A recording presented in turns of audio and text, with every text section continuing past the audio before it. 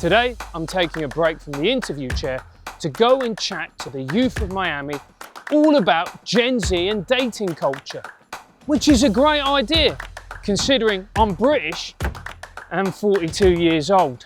Make sure you don't miss out on a wild day of filming where you get to see this, this, and this. And a summary from me at the end where I give my take on Gen Z and modern dating culture right here in Vice City.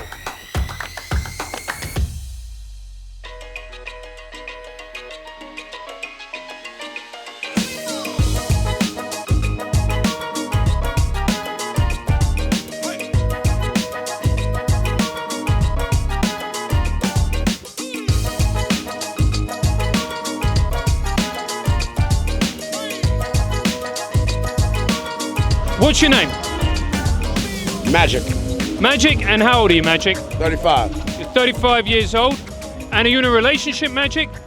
Negative. Negative. And why, and what, how do you see dating culture at the moment? Is it a good thing? You want to really know about it? I really do. Dating culture is something that has become something that is played with.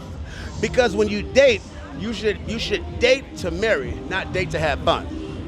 When you date, you should date to marry, not date to have fun. Now people are dating to have fun and fuck bitches and get the dick sucking and all this other stuff and suck mad dick in the bathroom when I just went to go get you a drink. They're not dating with the relationship that I'm trying to see if you can be a potential motherfucking father or mother to my offspring. So dating has become something that's as cool as a bubblegum machine. Everybody can get it.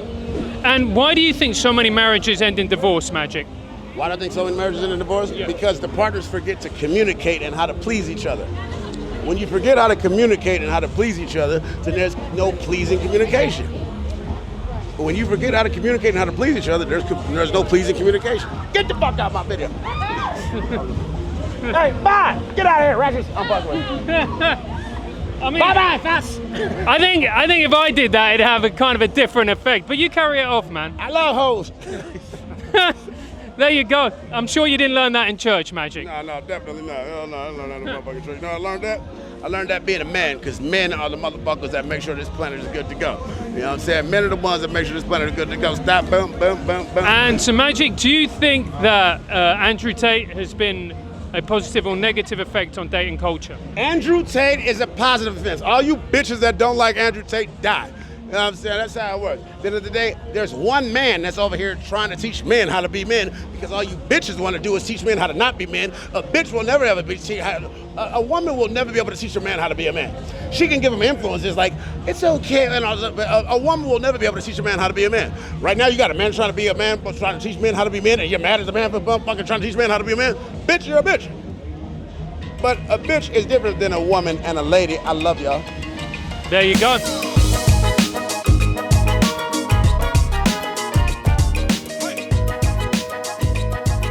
What are you looking for when it comes to a partner? Just loyalty, honesty. You know, I want somebody fun, not insecure. I hate insecure men because, you know, look at me, everybody wants me. So, you know, I don't need nobody that can't handle that. And why do you think it is so many marriages break up, especially first-time marriages in the US? Well, they rush into it, for one. They rush into it. I feel like a lot of people rush into it. I feel like you should at least live with somebody at least 6 months before you get married too, because like people get married and then move in together and find out all the dirty secrets. And you know, I was married and we broke up because, you know, I made more money and he was like, I don't know, I guess insecure. He wasn't happy within himself because he had to come to me for stuff and I couldn't come to him for stuff, you know, so it messes with a man's ego bad. 80% more women own homes now. Before, men used to own homes and take care of the family. Now women are being the ones providing for the family. I mean, it's good for me because I'm a woman, you know, but I don't know if it's good for the men because men should be providers. Well, I mean, it's switched. The roles are switching. Well, we've just heard how men's fragile little egos are taking a beating in modern dating culture, which is the perfect moment for me to sell you a product designed to boost men's confidence and get them feeling good again. The Manscaped Performance Package 5.0 Ultra has everything you need to boost your confidence and feel fresh. We all know how daunting it can be when you go for a close shave below the belt. That's why I trust Manscaped for all my sensitive areas. Plus, they pay me to say this. Inside the package, you'll find the star of the show, the Lawnmower 5.0 Ultra. Whether you're at the beach, the lake, the shower, this trimmer will handle it all. Who trims at a lake? Now that you've got the perfect trim, use Manscaped's liquid formulations to keep that freshness even at the summer's hottest barbecues. The Crop Soother Aftershave Lotion and the Crop Preserver Anti-Chafe Ball Deodorant. Once they touch your sack, you'll never go back. Who writes this? Manscaped even threw in 2 free gifts to their Performance Package 5.0. The Manscaped boxes and the Shed travel bag. Get 20% off plus free shipping with the code TRIGGER20 at manscaped.com. That's 20% off plus free shipping with the code TRIGGER20 at manscaped.com. Manscaped, trim your chesticles with the besticles. It just gets worse. I've told them it doesn't make sense. There's no such thing as chesticles or besticles. Why do you think it is that so many marriages in the US, particularly first-time marriages, end in divorce? They get boring. I feel like people don't know how to keep it spicy, you know? You gotta, throw back shots. You gotta, you know how to squat on the dick. People get lazy. When you get older, your knees don't work the same. Like, you wanna, it's like getting a new car, refinance. I think the media has a lot to do with it. They push a certain agenda. And not to mention that the government gives incentives for a single mother, and that kind of killed the family years ago. It kind of separated them. Women are the issue. Women are the issue. Interesting. What do you mean by that? They look up to all these city girls and Nicki Minaj and all this bullshit. They promote cheating on men, their husbands, selling their bodies for money. So a lot of women look up to that and they follow that. I mean, if you look at music videos and where they're pushing the agenda, it's strong, independent women. They don't need men. And that's really hurting a lot. And do you think that's actually hurting relationships because it's putting forward a narrative that women don't need men and as a result, they don't need a relationship? Yes, and then the other thing is you hear these lists of females saying you have to make 6 figures. They expect us to have millions of dollars, yachts, 6'5", certain attributes a lot of men don't have. There's an app where you can actually put in the stats of who you want, and most people are under 0.1% of what they're looking for in the population. If you don't fit this certain status, you're not winning in life, So you have to have a certain status to win. And that's the only way to get a woman nowadays. They're really bought. And do you think that Andrew Tate has a positive or negative effect on dating culture? Positive. I love that guy. That's my nigga right there. Absolutely positive. He does nothing but push for men to take care of women, to grow spiritually in the business. He helps everyone, all the men. He inspires a lot of men to, make money, get physically in shape. The mentality, it just helps a lot of men and relieve that stress. The way he speaks about masculinity and men being men, I think that needs to be spread out throughout everywhere on social media platforms. And the only people that want to cancel and ban them are the feminists, the ones that really want to shut him down and have more women be more masculine. He's just known for degrading women. He's just known for putting down women. And I feel like, if you have that habit, then you don't have a good relationship with your mom because that's your first female influence in your life. So after that, yeah, we're all estheticians, but I don't know him personally, so I don't know, but from what I've seen and how he portrays himself and what social media portrays him as, it's he puts down women, and that just goes to show he didn't have a good woman influence in his life. No respect, no nothing, was not raised right at all. He was not raised right at all. You ready? We got a song for him. Fuck Andrew Tate. Ready? Fuck Andrew Tate. Fuck Andrew Tate. Hey, fuck Andrew Tate. Fuck Andrew Tate. Hey. Andrew Tate. Say. I think they don't like him. How does it feel to be a woman where a lot of guys nowadays consume that type of content? Honestly, you gotta really just keep boundaries, stand your ground, really, because they have no respect now. They don't care. They'll just come up to you. They'll touch you. They'll do anything. So you just. Do you mean boys and men in general? Yeah, men in general. Like this generation, they're mad disrespectful. They don't care. They just They'll have do audacity. anything. It's just audacity. No respect at all. So that's They why look us at as women as, women, like- we need to respect ourselves, value ourselves, so that they can respect us and see like what we are worth. You know.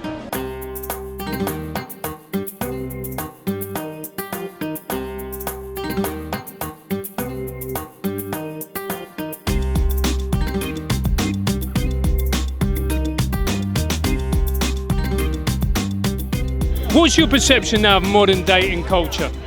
I think it's different. You have to make sure your values are aligned. You have to know who you are, firstly, what you're looking for, secondly, and then third, you have to pray on a sliver's hope that you're aligned with someone that shares those same values and knows themselves as well, for even a connection to have a spark of happening. So it's almost like wishing on a star in modern dating, I will be honest. Why do you think now we look around that so many marriages end in divorce? Mate, I really think that it has a lot to do with the exposure. So now everyone always wants bigger, better, and the instant gratification. It's hard because in my parents' generation, they worked everything out. They talked with each other, they worked and managed to sort everything out together. Now it's like, oh, if you make me mad, I'm gonna ghost you. Now if you don't share my beliefs on something, I don't want to have a deep, enriching conversation that allows me to grow personally. I don't want to do all that work. I'll just leave you. I'll pop off and find another bloke that'll appease me for that instant gratification. But again, we're sacrificing long-term growth for short-term gratification. So that's truly the bane of it, it seems. That's a really, really good point. And do you think that's the reason as well why so many kids, particularly in the US, 27% grow up without a dad? I truly believe so, because unfortunately, the children are going to be the sequelae of a relationship that's not founded on those same bases, on the constitution of a reasonable, solid foundation. If two people are unwilling to sort out their differences, and God forbid there's a child that comes into their union, it's unfortunately going to have that ramification, their life being an aftermath or an unwitting casualty of that failed union, unfortunately. Do you think that's why we've got so many problems now in society, is because too many kids are growing up without a dad? I think that, so if we're talking about society at large, that's a multivariate problem with an even more complex solution. So if we can tackle certain things like keeping people together, families together, helping people understand themselves, be patient enough to work things out, not search for instant gratification, we can grow together as people, just as human beings, with mutual respect, with understanding, and then become better versions of ourselves and better versions of society, truly.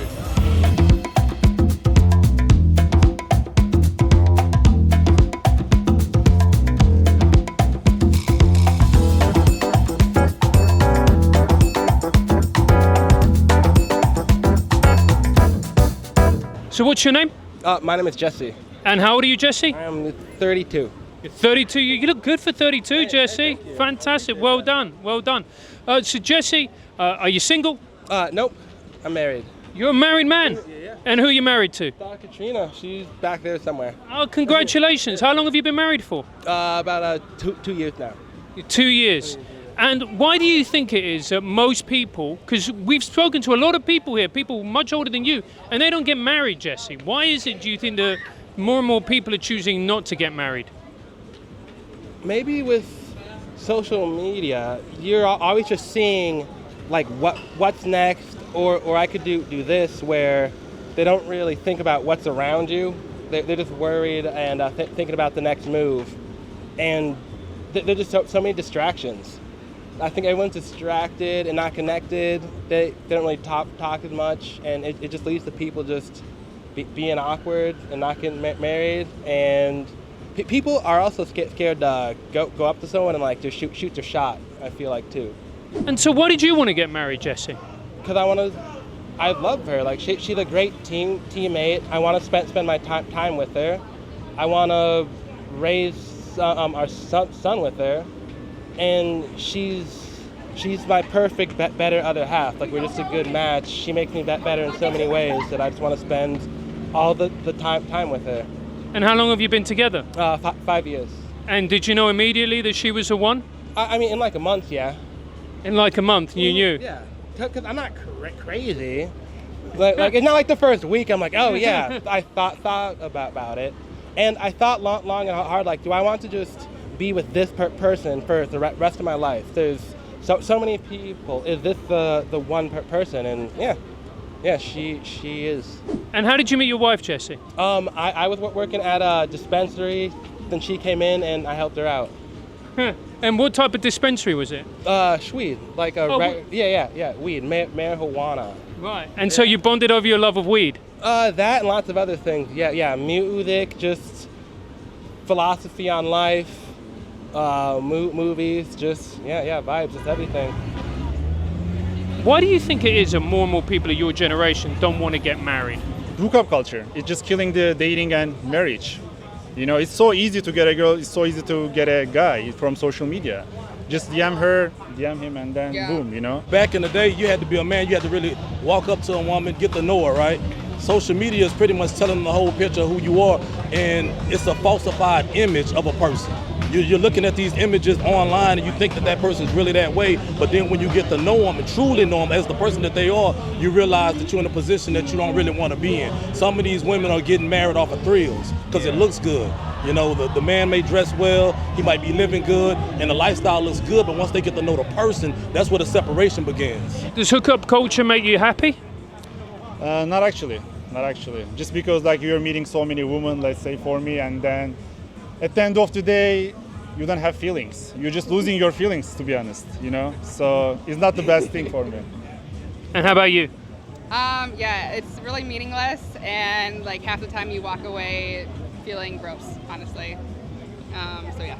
Do you think that affects women more than men? Do you think that men are able to walk away more from like a one-night stand, for instance, than a woman? Yeah, definitely. Women are very emotional. Well, at least I am. I can speak for myself that I'm a very emotionally invested person. So it's important to me to have that emotional connection before the physical connection. Versus guys, the majority of men that I know, it's just physical. Like there's no emotions, and they can just walk away with no issues.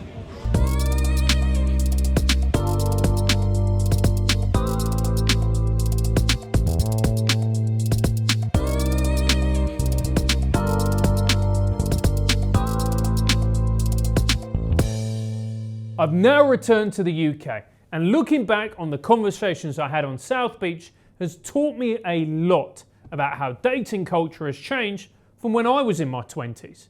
The thing that struck me the most is how both sexes are dissatisfied with hookup culture. The easy availability of sex and one-night stands isn't making us happier. It's making us more disconnected, more miserable, and more distrustful of each other. Women increasingly think that men are only interested in sex, and men think women are only interested in partners that are 6 feet tall with a 6-figure salary and a six-pack. But the reality of dating is far more complex. What they are really looking for is commitment and love. The happiest people I spoke to were the ones in relationships or married. And that's because they were no longer exposed to a toxic culture that is making us all miserable, men and women. A stable and loving relationship will always be more rewarding than 100 one-night stands. And the kids on South Beach seem to be waking up to that fact, which can only be a good thing. Because a society where the sexes distrust one another is one that is doomed to fail. And no one wants that, least of all young people.